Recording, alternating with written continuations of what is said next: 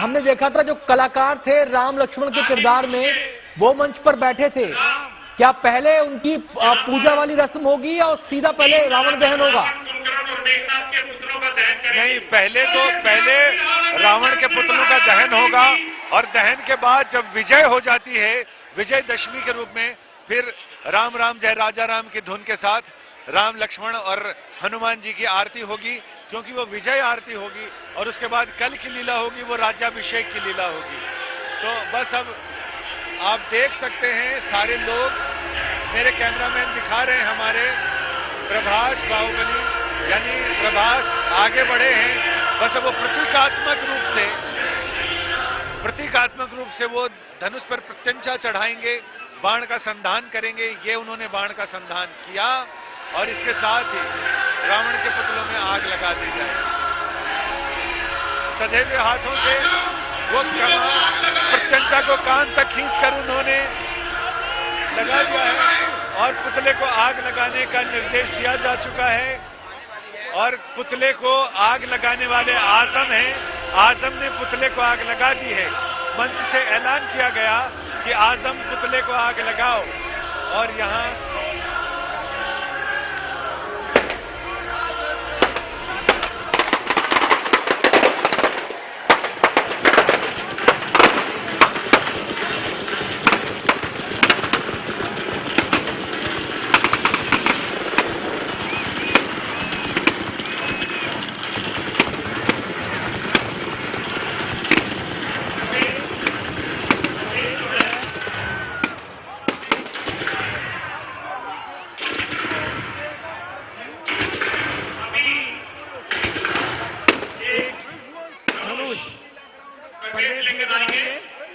एक धनुष प्रवेश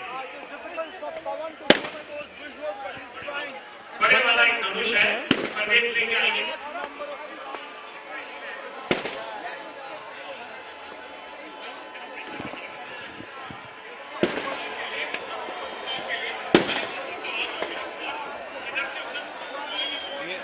ये पीछे हटिए, आप थोड़ा पीछे हटिए।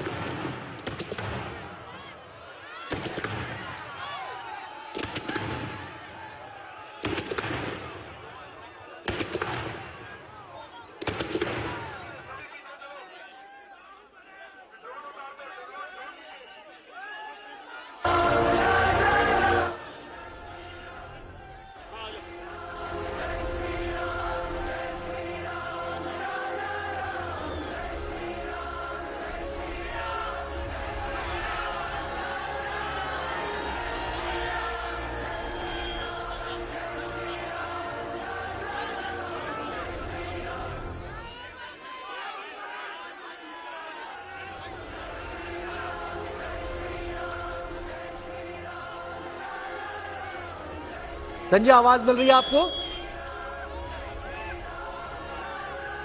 प्रभास यहां पर सेंटर स्टेज पर आ गए हैं और यहां धनुष बाण हाथ में लेकर ये तीसरा बाण चलाने को, तीसरे पुतले के दहन के लिए, यानी रावण के पुतले के दहन के लिए अब वो यहां पर प्रभास ने बड़ा धनुष उठा रखा है और इधर जनता है वो बिल्कुल रेलिंग तोड़ने को तैयार है। किसी भी तरह से वो चाह रही है कि हम पहुंच जाएं आगे।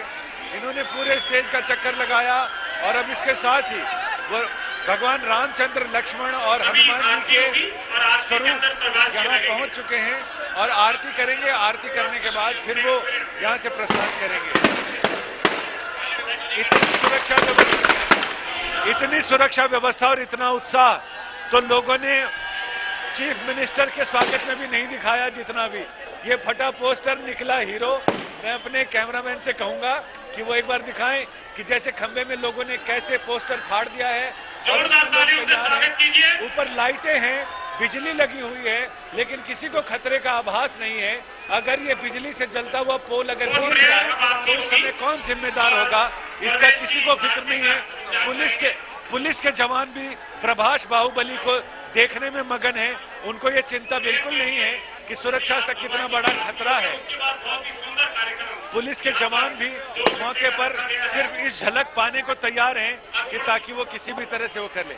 अमरेंद्र बाहुबली यानी प्रभाष अब यहां पर रामचंद्र जी की ओर बढ़ रहे हैं और उनकी विजय आरती करने के लिए, उनकी विजय आरती होने के बाद ही वो यहां से प्रस्थान करेंगे। उनको परंपरा बताई जा रही है कि पहले तिलक किया जाता है, तिलक करने के बाद फिर आरती होती है और आरती के बाद ये सारी चीजें उनको बताई जाती है और उनको बताया जा रहा है कि पहले तिलक करना है और तीनों को तिलक करने के बाद तीनों की आरती करनी है। वो सारी चीजें बताई जाती है और इस विजय आरती के बाद मुख्यमंत्री तो सिर्फ तिलक करके चले गए थे, लेकिन प्रभाष बाहुबली असली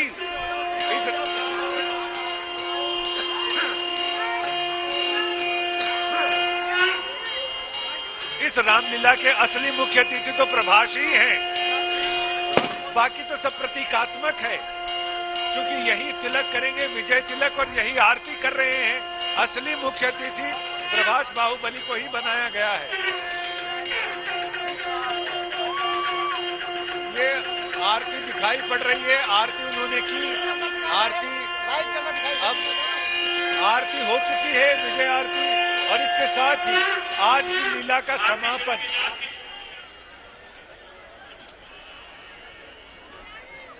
आरती शुरू होगी। आइए प्लीज। प्रतीकात्मक आरती हो गई है, अब आरती गाने के साथ आरती शुरू होगी।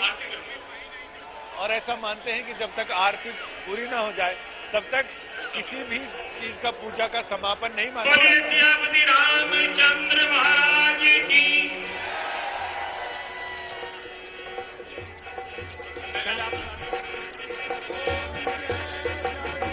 ओम जय जगदीश हरे, स्वामी जय जगदीश हरे। भक्त जनों के सात जनों के संकट क्षण में दूर करे। ओम जय जगदीश हरे। जो ध्यावे फल पावे, दुख बिन से मन का, स्वामी दुख बिन से मन का। सुख संपत्ति घर आवे, सुख संपत्ति घर आवे। कष्ट मिटे तन का, ओम जय जगदीश हरे। मात पिता तुम मेरे, शरण गहूँ मैं किसकी, भगवान शरण गहूँ मैं किसकी। तुम बिन और ना दूजा, स्वामी बिन और ना दूजा। आस गहूँ मैं किसकी, ओम जय जगदीश हरे। तुम पूर्ण परमात्मा, तुम अंतर्यामी, स्वामी तुम अंतर्यामी। पार ब्रह्म परमेश्वर, पार ब्रह्म परमेश्वर। तुम सबके स्वामी, ओम जय जगदीश हरे। संजय, आपको आवाज मिल रही है? जी बिल्कुल बिल्कुल आवाज मिल रही हाँ है। संजय, मैं देख पा रहा हूँ कि प्रभास आए, विजय तिलक किया, विजय आरती की शुरुआत की, लेकिन मुझे लगता है कि शायद अब वो मंच से जा चुके हैं। जी हाँ, बिल्कुल वो मंच से प्रस्थान कर चुके हैं, जनता वहां खड़ी है और अब बस कुछ अभी उनको वीआईपी रूम में ले जाया जाएगा, वहां रिफ्रेशमेंट होगा और उसके बाद फिर वो वहां से निकल जाएंगे। प्रभास यहां से जा चुके हैं। अब आरती करने वाले कलाकार और रामलीला कमेटियों के जो परिजन हैं पदाधिकारियों के, वो यहां पर रामचंद्र जी की आरती कर रहे हैं, लेकिन वो प्रभास यहां से जा चुके हैं। जी, तो कुल मिला के ये कहा जाए संजय कि ये जो रामलीला 2 साल के बाद जिसका मंचन हुआ, आयोजन हुआ, वो कार्यक्रम जितने भव्य तरीके से शुरू हुआ था उतने ही भव्य तरीके से उसका समापन भी हो रहा है। बिल्कुल उतने ही भव्य और दिलकश तरीके से इसका समापन हुआ है। विजयदशमी का ये पर्व संपन्न होता है। इसके बाद एक दिन की और लीला होती है। जिस दिन यहाँ पहले की परंपरा तो ये थी कि एकादशी के दिन यहाँ आतिशबाजियां होती थी और राज तिलक होता था। अब आतिशबाजियां तो नहीं होती, लेकिन राज तिलक की लीला, भरत मिलाप और राज तिलक की लीला होगी। तो सबसे पहले लीला की शुरुआत गणेश पूजा के बाद भरत मिलाप से होती है और भरत मिलाप के बाद रामचंद्र जी का राज तिलक होता है और इसके साथ ही राज्याभिषेक की लीला के साथ ही रामलीला का समापन हो जाता है। जी, क्योंकि जो पासेज हमारे पास थे संजय, उसमें डेट लिखी हुई थी 6 अक्टूबर तक की, तो आज 5 अक्टूबर हो गया है, यानी कि कल तक का कार्यक्रम और होगा जो आप बता रहे हैं। हाँ, वही मैंने बताया कि हर एक रामलीला में कई रामलीलाएं तो दशहरे के साथ समापन हो जाता है, लेकिन कई रामलीला जैसे रघुनंदन लीला समिति है दिल्ली कैंट में, या यहाँ की तीनों रामलीलाएं हैं, बाकी जितनी बड़ी रामलीलाएं हैं, सब में एकादशी के दिन, विजयादशमी के बाद अगले दिन जरूर राज्याभिषेक की लीला होती है। उस दिन ज्यादा कुछ नहीं होता, उस दिन भरत मिलाप होता है और कई जगह जैसे श्री रघुनंदन लीला समिति दिल्ली कैंट है, तो वहां पर विजय जुलूस होता है। पूरे बाजार से, सदर बाजार से रामचंद्र जी का विजय जुलूस लीला स्थल पे पहुंचता है, वहां भरत जी के साथ उनका मिलाप होता है। फिर सारे जितने स्वरूप हैं वो अपने आभूषण चेंज करते हैं, यानी फिर वो राज्याभिषेक के आभूषण में आते हैं और जो वनवासी राम का चरित्र है, फिर वो राज्याभिषेक के लिए राजा राम के रूप में वो आते हैं। सभी भाई अपने अपने वस्त्र बदलते हैं और फिर उसके बाद उनका राज्याभिषेक होता है। कोई भी माननीय अतिथि आते हैं, वो उनका राज तिलक करते हैं और भगवान राम के जयकारे के साथ साथ राज्याभिषेक की लीला संपन्न होती है। इसके साथ ही रामलीलाओं का मंचन संपन्न होता है, पूरा होता है, इस संदेश के साथ कि हमें भलाई के साथ रहना चाहिए, क्योंकि बुराई का अंत तो निश्चित है, लेकिन सत्य और भलाई का अंत कभी नहीं होता, वो शाश्वत है। दुनिया में एक ही चीज शाश्वत है, वो है सत्य। इसीलिए कहते हैं सत्यम शिवम सुंदरम। सत्य ही शिव है, शिव ही सुंदर है और सत्य ही शाश्वत है, सत्य ही धर्म है। यही इस पूरी लीला का 11 दिन के इस पूरी लीला का संदेश भी यही है। रामायण और महाभारत का संदेश भी यही है कि सत्यमेव जयते। जी, आप संजय, लेकिन हर साल हम ये पर्व मनाते हैं, विजयदशमी के मौके पर हम ये याद करते हैं कि हमेशा अच्छाई का साथ देना चाहिए, सत्य का साथ देना चाहिए, पुरुषार्थ का साथ देना चाहिए, लेकिन हमें यह भी शायद समझना होगा कि वक्त के साथ साथ ये कोई एक दिन वाली क्रिया नहीं है, सतत निरंतर प्रक्रिया है जो चलती रहती है जीवन में। जब तक मनुष्य जीवित है, इस धरा पर मौजूद है, तो ये हमें 24 घंटे इस द्वंद्व से हमें गुजरना पड़ता है। ये प्रक्रिया तो सतत चलने वाली है, लेकिन कोई भी चीज सतत चलने वाली हो, चाहे हवा हो, पानी हो, कुछ भी चीज हो, सतत चलते चलते उसकी गति थोड़ी मंद पड़ती है। उस मंद गति को और तीव्र करने के लिए ये जरूरी है इस तरह के त्योहार, इस तरह के आयोजन जो उस मंद गति को और आगे बढ़ाएं, ये बताएं। स्मशान वैराग्य इसलिए जरूरी है कि जब भी आदमी चिता स्थल पर जाता है तो वहां जाकर उसे एहसास होता है ये दुनिया कुछ नहीं है, सब माया है। वो वापस आकर भले अपने दुनियादारी के काम में लग जाता है, लेकिन जब फिर अगली बार श्मशान जाता है तो उस समय फिर उसमें श्मशान वैराग्य होता है। आपने नहरें देखी होंगी, नहरों में पानी की गति जब कम होती है तो वहां पर एक दीवार लगाई जाती है जिस पर चढ़कर पानी फिर कूदता है और वो नई गति को प्राप्त करता है।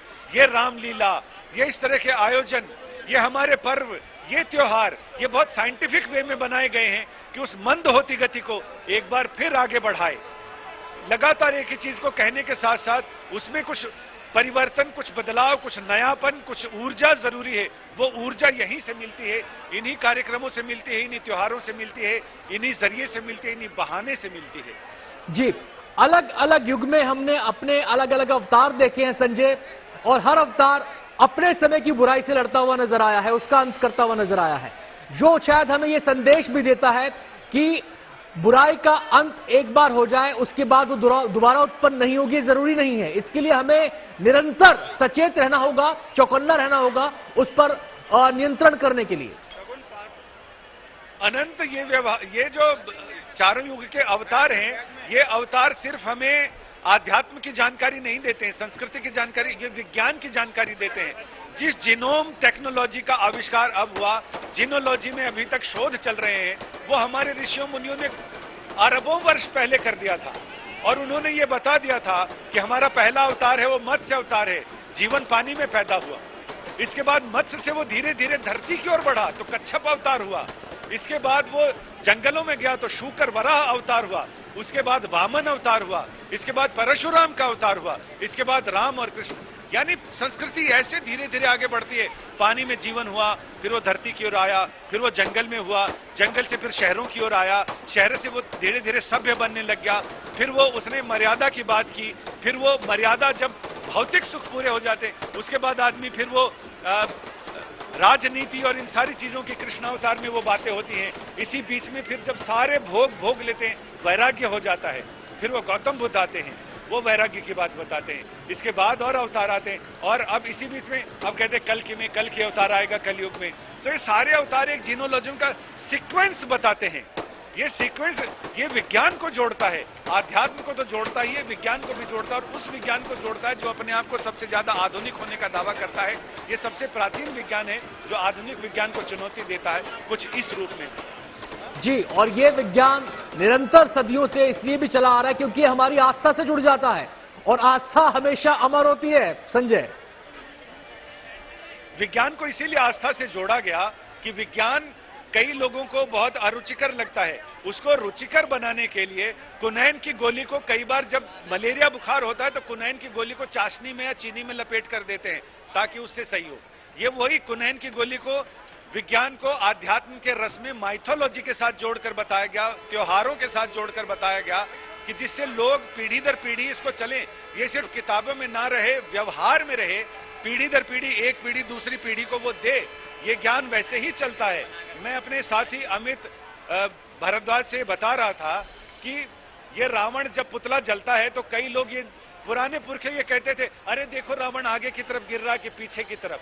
जो ठठरी होती है वो आगे पीछे किधर गिरती है, वो उसका भी मतलब निकालते हैं। होलिका दहन में होली की आग उत्तर की ओर जा रही है कि दक्षिण की ओर, उसका भी मतलब निकालते हैं। हर चीज का अपना एक विज्ञान है।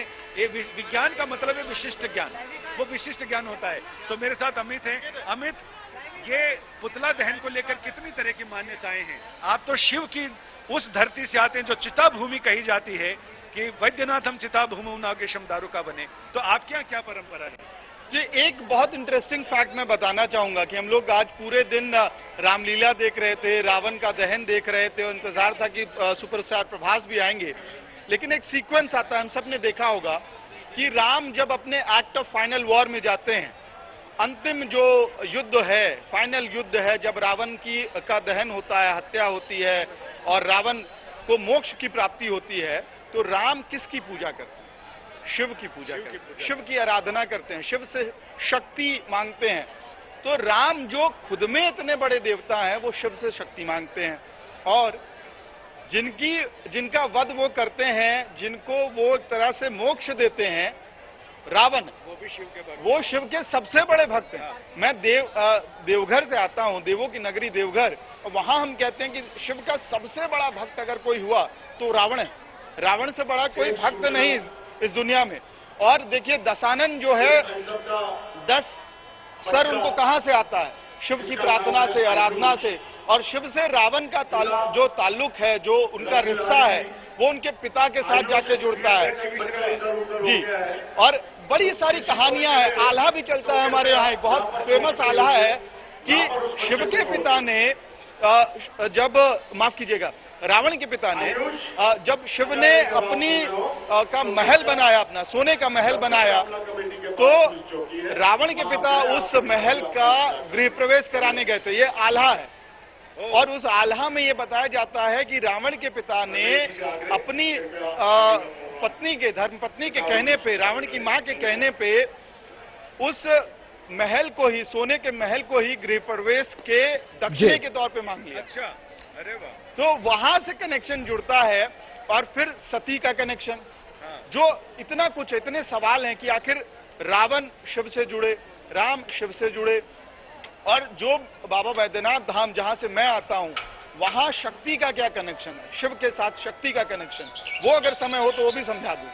तो वहां क्या माना जाता है कि जब सती अग्नि में आहुति उन्होंने दे दी और शिव तांडव कर रहे थे, बिल्कुल एक अलग मुद्रा में चले गए थे, ऐसा लगा कि प्रलय आ जाएगा, दुनिया खत्म हो जाएगी।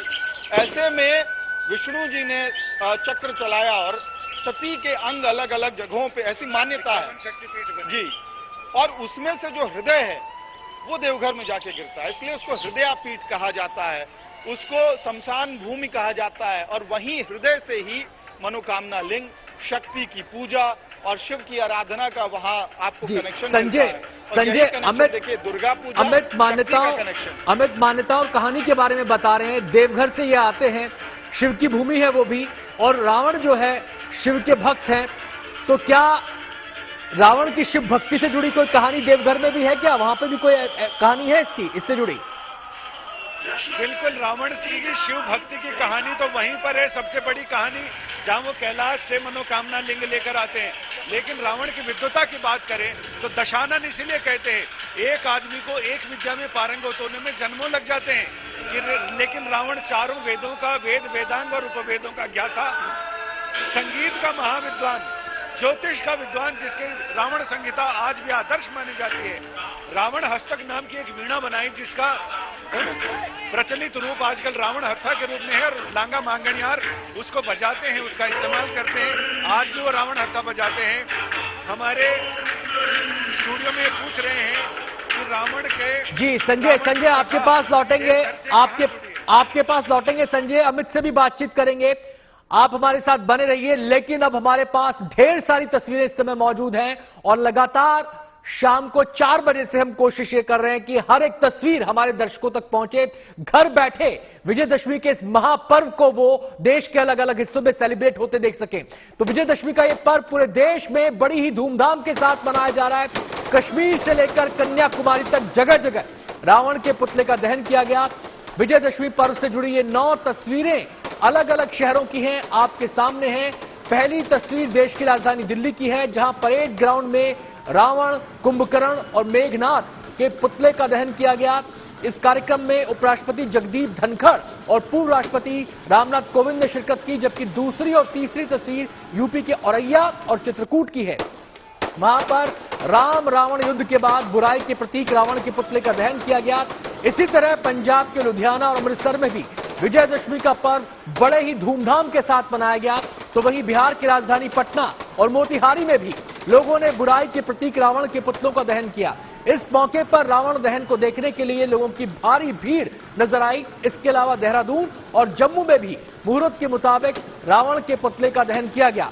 बुराई पर अच्छाई की जीत के इस पर्व को लेकर इस बार लोगों में गजब का उत्साह देखने को मिल रहा है।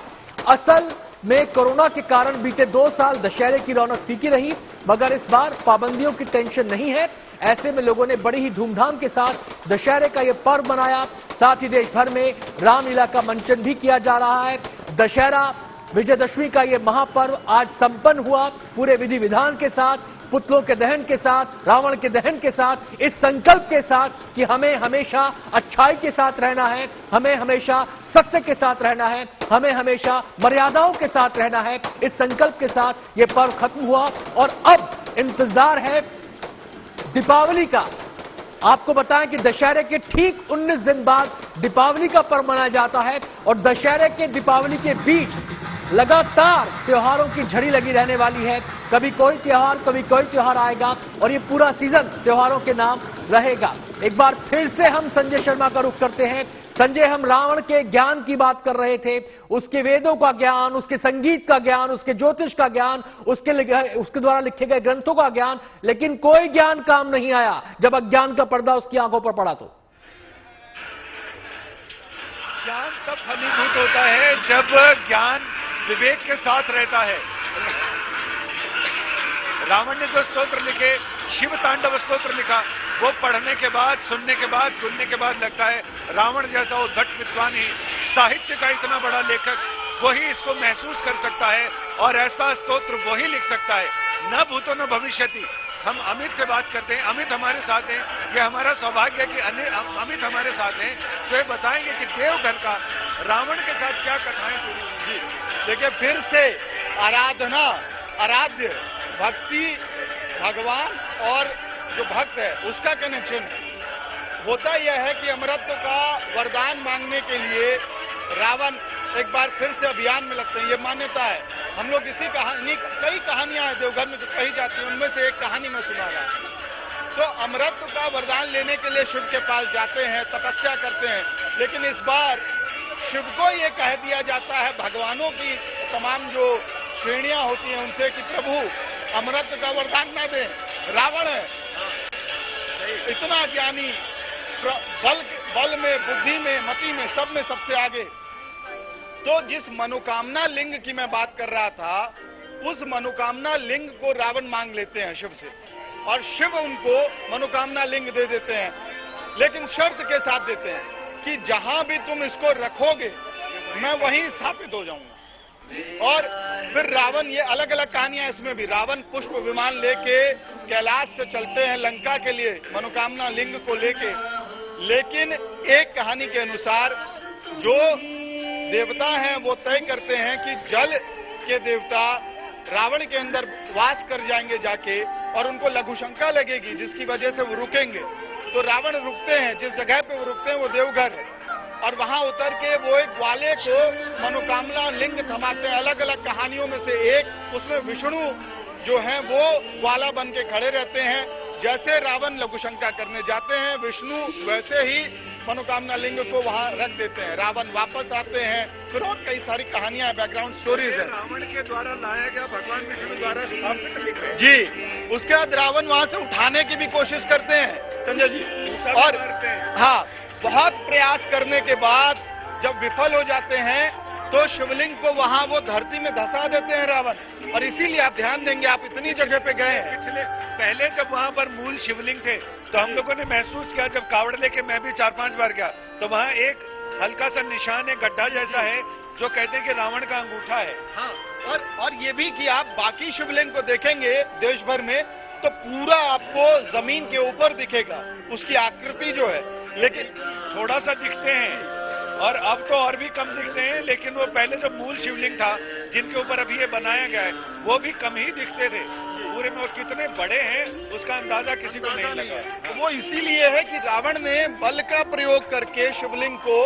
धंसाने की कोशिश की, ये कह के कि अगर शिव मेरे आराध्य नहीं जा सकते हैं लंका तो कोई और आराधना ना करे। तो ये कनेक्शन है रावण का वैद्यनाथ धाम के साथ और शक्तिपीठ के साथ। तो वैद्यनाथ क्यों कहते हैं? ये इसकी भी कहानी है। अब शिव तो स्थापित हो गए वहां, रावण लंका चले गए, लेकिन उस मनोकामना लिंग की पूजा कौन करेगा? तो बैजू नाम के एक वहां ग्वाले थे जो रोज आके पूजा करते थे। इसकी भी अलग अलग कहानियां हैं कि बैजू की गाय थी, वो दूध दे जाती थी, एक कहानी ये है। फिर बैजू वहां देखता है, भाई क्या मामला है, तो क्यों हमें दूध नहीं दे रही है, दूध कहाँ जा रहा है? तो उसके इन्वेस्टिगेशन में पता चलता है कि शिवलिंग को दे देती। एक कहानी ये। दूसरा ये है कि बैजू खुद पूजा करने लगता है और अंतत्व गत्वा शिव उनकी पूजा से, आराधना से मनोकामना लिंग के लिए जो उन्होंने किया बीहड़ में, जंगल में, वो मनोकामना लिंग रखा हुआ, और बैजू निरंतर, एक दिन एक कहानी ये है कि उनको भूख लगी होती है, बैजू को भूख लगी होती है, और खाने का पहला निवाला बैजू लेने ही वाले होते हैं। उनको ध्यान आता है कि उन्होंने अपने आराध्य शिव को तो नहीं खिलाया, तो भाग के पहले शिवलिंग के पास जाते हैं, जलार्पण करते हैं, पूजा करते हैं, जो भी अर्पण करना होता है वो करते हैं। उसके बाद शिव प्रसन्न होते हैं, और फिर वरदान में बैजू को ही मिलता है कि उनके नाम से ये पूरा धाम जाना जाएगा, बैजूनाथ, बैजनाथ, बैद्यनाथ धाम। ये बहुत सारी कहानियां हैं, कहानियों में जुड़े हुए सूत्र हैं, सूत्रों की व्याख्या की जाए तो बहुत लंबी कथा बनती है। यही हमारी संस्कृति का सूत्रपात है, यहीं से होता है। इतने सदियों की इतनी कहानियां हैं, कहानियों के सूत्र एक, सिर्फ कहानी से कहानियां नहीं जुड़ती, कहानियों से युग जुड़ते हैं, युगों से कई युग जुड़ते हैं और उसके साथ साथ संस्कृति की धारा ऐसे ही आगे। और ये कहानियां निरंतर चली आ रही हैं, पीढ़ी दर पीढ़ी चली आ रही है और हम इनको उत्सवों के रूप में भी मनाते हैं। 9 दिनों तक देवी दुर्गा के 9 स्वरूपों की पूजा के बाद आज भक्तों ने बड़े ही धूमधाम के साथ मां को विदाई दी। देश भर में देवी दुर्गा की प्रतिमाओं का विसर्जन किया गया।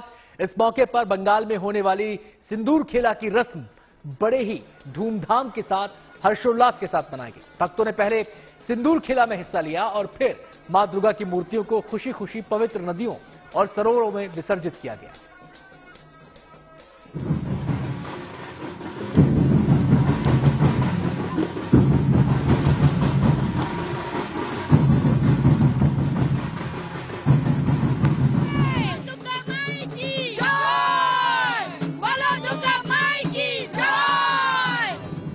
ढाक के थाम पर नाचते भक्त और एक दूसरे को सिंदूर लगाती महिलाएं। आस्था से सराबोर ये तस्वीरें हैं बंगाल की, जहां शारदीय नवरात्र के खत्म होने के बाद भक्तों ने बड़े ही धूमधाम के साथ शुभ मुहूर्त में देवी दुर्गा की विदाई की।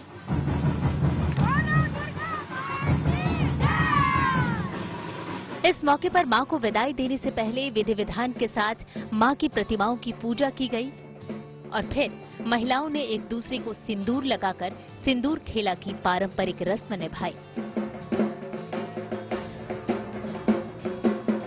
क्या बच्चे, क्या बुजुर्ग और क्या महिलाएं, देवी दुर्गा की विदाई के मौके पर इन सभी का जोश देखते ही बना। ढाक की थाप पर महिलाओं ने पूरे जोश के साथ डांस किया और मां के नाम के जयकारे लगाए। मां के साथ 5 दिन और उसके बाद अब मां की विदाई। सुबह का पल बेहद भावुक था, लेकिन अब जोश उत्साह का माहौल है। यहाँ पर बात करने की कोशिश करते हैं। बोलो दुर्गा माई की जय। आस्ते बचन। लेकिन इससे पहले 9 दिनों तक देवी दुर्गा के अलग अलग स्वरूपों की भक्तों ने पूरी श्रद्धा के साथ आराधना की। आदि शक्ति मां जगदम्बा खुशहाली और संपन्नता अपने भक्तों पर बनाए रखें, इसके लिए श्रद्धालुओं ने मां को मनाने में कोई कोर कसर नहीं छोड़ी। किसी ने रोग और दुखों से छुटकारे का आशीर्वाद मांगा, तो किसी ने नौकरी और कारोबार में तरक्की के लिए मां के सामने अपनी झोली फैलाई। और आशीर्वाद क्या मांगा मां से अंदर? यही कि कोविड और ना आए बस, और सब सुस्त रहे, सुख शांति समृद्धि, दोबारा कोविड ना आए है। और इसी तरीके से हम सब लोग मिलकर त्योहार मनाते रहे। इतना प्यार करते माँ से कि हाँ, पर उनको तो जाना होगा ना, आज तो वो चली जाएगी, इसलिए सच्ची में मतलब दुख तो है, बट इस बात का खुशी भी है कि नेक्स्ट ईयर माँ फिर से आएंगी। बीते 2 साल कोरोना के कारण तमाम तरह की पाबंदियां थी।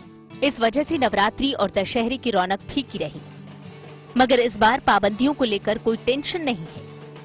ऐसे में भक्तों ने देश भर में मां दुर्गा के भव्य और सुंदर पंडाल बनाए, जहां देवी दुर्गा की प्रतिमाओं की स्थापना हुई।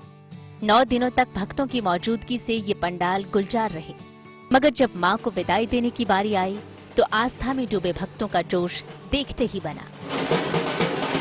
विजयदशमी के दिन दुर्गा पूजा का निरंजन और विसर्जन होता है और कोलकाता के घाटों पे जो नजारा है वो देखने लायक है। आपको दिखा रहे हैं कि किस तरीके से यहाँ पर लोग कोलकाता के जो बाबू घाट है वहाँ पर पहुँच रहे हैं और हम देख सकते हैं कि ये जो प्रतिमाएं हैं वो लेकर यहाँ पर पहुँच रहे हैं। उनके साथ साथ कुछ अहम रिचुअल्स, रीति रिवाज है जिसको पालन किया जा रहा है। देश के दूसरे राज्यों से भी देवी दुर्गा की प्रतिमाओं के विसर्जन की कमोबेश ऐसी ही तस्वीरें सामने आई। राजस्थान के फतेहपुर शेखावटी में मां को विदाई देने से पहले पूरे शहर में देवी दुर्गा की प्रतिमा के साथ भव्य शोभा यात्रा निकाली गई। मां की विदाई को भव्य और अलौकिक बनाने में कोई कोर कसर नहीं छोड़ी गई। इस दौरान बैंड बाजे और आतिशबाजी ने लोगों का मन मोह लिया। ये शोभा यात्रा शहर के सभी प्रमुख इलाकों से होकर गुजरी, जिसे देखने के लिए मानो पूरा शहर ही सड़कों पर उतर आया हो। कश्मीर से कन्याकुमारी तक विसर्जन के साथ ही आस्था का ये महापर्व खत्म हुआ। कोलकाता से नवजोत रंधावा के साथ ऋतिक मंडल, गुड न्यूज टुडे। नवरात्रि की पूजा के बाद आज मां की विदाई का दिन है। इस मौके पर पूरे देश, खासकर पश्चिम बंगाल में सिंदूर खेला उत्सव मनाया गया। 9 दिनों तक मां शक्ति की आराधना के बाद 10वें दिन सुहागिन महिलाएं ये उत्सव मनाती हैं, जो करीब 450 साल पुरानी परंपरा है। हालांकि संचार क्रांति के इस युग की वजह से 4 सदी से ज्यादा पुरानी ये परंपरा पश्चिम बंगाल के सीमा से बाहर निकलकर दूसरे राज्यों तक पहुंच गई है। ज्यादातर लोगों को पता है कि मां दुर्गा की प्रतिमा के विसर्जन से पहले बड़े पैमाने पर सिंदूर खेला या सिंदूर उत्सव का आयोजन होता है। 4 शताब्दी से ज्यादा पुरानी इस परंपरा को लेकर यह मान्यता है कि मां दुर्गा साल में एक बार अपने मायके आती हैं। इस मौके पर वो अपने मायके में पूरे 10 दिन रहती हैं। इन 10 दिनों को ही शारदीय नवरात्र के तौर पर मनाया जाता है, जिसे हम दुर्गा पूजा के नाम से भी जानते हैं। मान्यता के मुताबिक सिंदूर खेला की रस्म का आगाज 450 साल पहले पहली बार पश्चिम बंगाल के कुछ हिस्सों में हुआ था।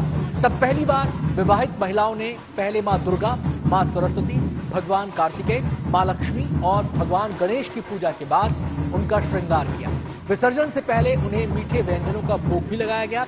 ऐसा करने वाली महिलाओं ने खुद का भी 16 श्रृंगार किया। इसके बाद उन्होंने जो सिंदूर मां को चढ़ाया, उससे ही अपनी भी मांग भरी। तब से परंपरा चली आ रही है। ऐसी मान्यता है, ऐसा करने से मां दुर्गा महिलाओं के सुहाग की रक्षा करती हैं। सिंदूर खेला की शुरुआत पंडाल में मौजूद विवाहित महिलाओं के लाइन में लगने से होती है। आपको बता दें कि इस दौरान उनके हाथों में एक थाली होती है, जिसमें सुपारी, पान का पत्ता, सिंदूर, अगरबत्ती, आलता और मिठाइयां होती हैं। महिलाएं दोनों हाथों में पान का पत्ता लेती हैं, जिसमें सिंदूर भरा होता है। सिंदूर भरे इस पान के पत्ते से महिलाएं पहले मां दुर्गा के गालों को स्पर्श करती हैं, फिर मां दुर्गा की मांग और माथे पर सिंदूर लगाकर महिलाएं अपनी सुहाग की लंबी आयु की प्रार्थना और कामना भी करती हैं। उसके बाद मां को पान और मिठाई का भोग लगाया जाता है। फिर मां दुर्गा के साथ पोटली में कुछ खाने पीने की चीजें भी रख दी जाती हैं, ताकि उन्हें विदाई के बाद किसी तरह की तकलीफ ना हो। इस दौरान बंगाल का पारंपरिक नृत्य धनुची किया जाता है। सिंदूर खेला उत्सव में महिलाएं लाल बॉर्डर की साड़ियों में दिखती हैं। उनके हाथों में शंख और पोला यानी लाल और सफेद चूड़ियां भी होती हैं। विदाई से पहले मां को सिंदूर लगाने वाली रस्म पूरी होने के बाद महिलाएं एक दूसरे को भी सिंदूर लगाती हैं। इसके जरिए वो एक दूसरे की शादीशुदा जिंदगी सुखद और सौभाग्यशाली रहने की कामना करती हैं। बंगाल में यह मान्यता है कि नवरात्रि के दिनों में मां दुर्गा मायके आती हैं और 10 दिनों तक रुकने के बाद वापस ससुराल चली जाती हैं। इसलिए जिस तरह मायके आने पर लड़कियों की सेवा और आवभगत की जाती है, वैसे ही नवरात्रि के दिनों में मां दुर्गा की पूजा और सेवा होती है। इसलिए जैसे बेटियों को विदा करते समय खाने पीने की चीजें और दूसरी चीजें भेंट की जाती हैं, वैसे ही मां दुर्गा की विदाई के दिन भी उनके साथ पोटली में श्रृंगार का सामान, खाने पीने की चीजें रख दी जाती हैं, ताकि उनको रास्ते में खाने पीने को लेकर किसी तरह की कोई परेशानी ना हो। तो अच्छी खबर, सच्ची खबर में आज इतना ही। और चलते चलते एक बार फिर से विजयदशमी की आपको हार्दिक शुभकामनाएं।